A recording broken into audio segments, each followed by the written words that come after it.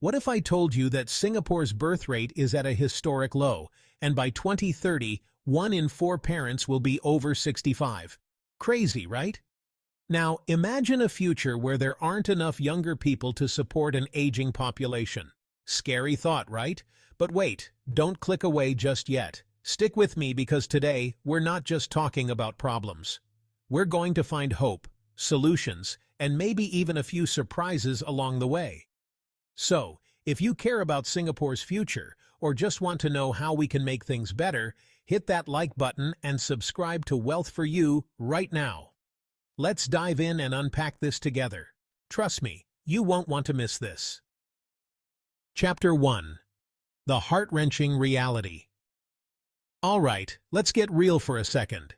Singapore's birth rate just hit a historic low, 0.97 in 2023. That's less than 1 child per woman on average. And here's the kicker. By 2030, 1 in 4 parents will be over 65. Can you imagine that? The next generation is shrinking, and we'll soon face a massive shift in the balance of who's taking care of whom. It's definitely a lot to digest. But instead of just dwelling on the heavy stuff, let's flip the script and look for solutions. Because hey, there's always room for hope, right? So, what do you think is behind this drop in birth rates? Is it the economy, changing lifestyles, or maybe something else? Chapter 2. Emotional and Societal Impact. Let's start with something that tugs at the heartstrings, the generational imbalance. With fewer young people to support an aging population, some worry about how society will cope in the coming years. On top of that, the shift away from traditional norms has led to many prioritizing personal growth, career success, and self-fulfillment over starting families. But here's the thing, change is possible, and it's not as far-fetched as it might seem. Suggestions to counter this. 1. Supportive communities. Imagine this, a vibrant community where families don't have to go it alone. What if we normalized things like babysitting swaps, flexible work arrangements, or even having neighborhood mental health support groups? Think about how much easier it would be for families to thrive with a collective support system. This could reduce the emotional and social pressures of parenting and make it feel less isolating. 2. Positive cultural narratives. What if we celebrated family life instead of seeing it as a burden?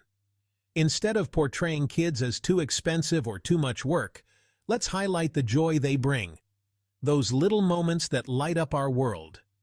We could create a culture that's just as passionate about celebrating parenting as we are about career success. Imagine seeing stories about balancing work and family, not just the challenges, but the fulfillment. That's the narrative we need to embrace. What's one thing you think could make raising a family in Singapore more enjoyable? Would it be better work-life balance? Or maybe more family-friendly policies? Chapter 3. Economic Challenges. We all know raising kids in Singapore isn't cheap. Housing, education, groceries, it all adds up quickly. And for many couples, the pressure to juggle dual incomes just to make ends meet is overwhelming. But here's the thing, it doesn't have to feel like an impossible hurdle. There are solutions, and together we can explore ways to make this journey easier. Solutions for economic worries. 1. Budget-friendly parenting. It's not about having the biggest budget, it's about making smart financial choices. For example, did you know that the government offers a range of grants for housing and childcare? From the baby bonus to the child development account, there are options available to help lighten your financial load. Don't miss out on these. And when it comes to everyday spending, consider looking for deals, buying secondhand, or even swapping services with friends and family. It's all about finding ways to stretch your dollar while still providing for your child's needs. 2. Advocating for change. As a society, we all need to push for more affordable options for families. Things like subsidized childcare, parental leave, and affordable housing can make a world of difference. Imagine a future where these initiatives are more widespread and accessible, where no family feels like they're drowning in financial stress. Every small change, whether it's local or national, is a step towards supporting young families. Let's get behind these causes to create a stronger foundation for future generations. If you had an extra $1,000 a month to support family expenses, how would you spend it? Would it go towards education, childcare, or something else entirely? Chapter 4. Decline in Family Aspirations. These days, many people are choosing smaller families, and that's absolutely okay. But for some, the emotional and physical demands of parenting can feel overwhelming. The pressure to be a perfect parent can make anyone second-guess their ability to handle it all. But guess what? You don't have to be perfect to be a great parent. It's all about finding what works for you and your family. Here's how we can turn this around. 1. Flexible parenting styles. Parenting isn't a one-size-fits-all model. What works for one family may not work for another, and that's perfectly fine.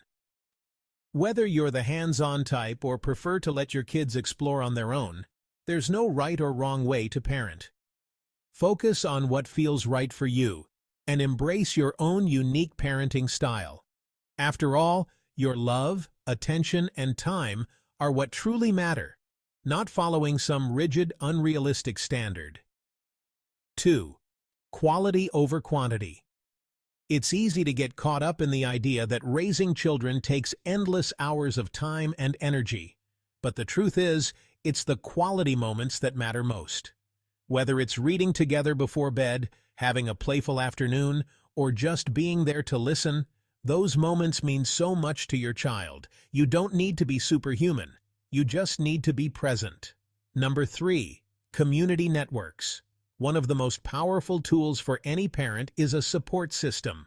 Joining parenting groups, participating in community programs, or even connecting with other parents online can provide the emotional support, advice, and practical tips that make a huge difference.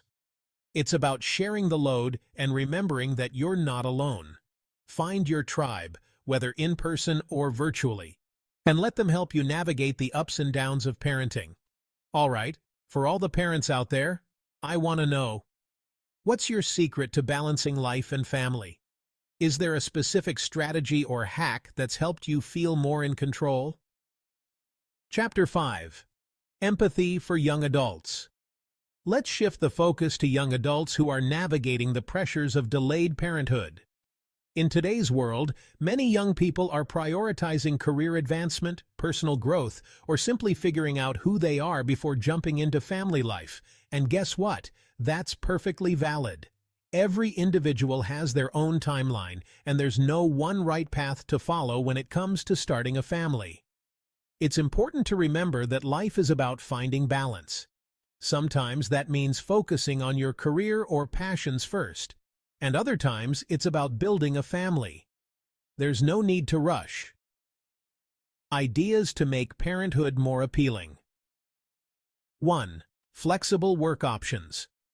One of the major barriers to starting a family is the pressure to maintain a career, especially in fast-paced environments. But imagine if work-life balance wasn't just a buzzword. Encouraging employers to offer flexible work options, like hybrid schedules or shorter work weeks, could go a long way in helping young parents manage their careers and home lives without feeling overwhelmed. Flexibility creates room for families to grow without compromising personal or professional goals. 2. Celebrating individual choices. Not everyone wants children, and that's okay. Society often paints parenthood as the ultimate goal, but the truth is, everyone's life journey looks different. Some people may choose to focus on their careers, travel, or pursue other passions. The key is to create a culture that celebrates all life choices, whether you're building a family or building a career. When we support all paths, we give people the freedom to live authentically and without guilt or pressure. Do you feel societal expectations around parenthood are fair? Do you think there's too much pressure to follow a certain timeline? Why or why not? Conclusion. Hope for the future. Yes, the challenges we're facing are very real, but guess what? So are the solutions. Together we can build a future where families truly thrive, where support systems are in place, and where everyone has the freedom to choose their own path. Whether it's through creating stronger communities, advocating for more family-friendly policies, or simply by starting these conversations, every effort counts. Each small change can lead to a bigger impact. And here's the best part. You're not in this alone. The more we connect, share ideas, and support each other, the more we can reshape the future for the better. So let's keep this dialogue going. Keep the conversation open, keep supporting one another, and together we'll create a brighter tomorrow for all. If you found today's discussion valuable, don't forget to hit that like button, subscribe to Wealth for You, and share this video with someone who could use a little encouragement. Let's spread the message and work together to make a positive change. Thanks for tuning in, and I'll see you in the next video. Until then, take care, stay hopeful, and keep believing in the power of small changes. We've got this.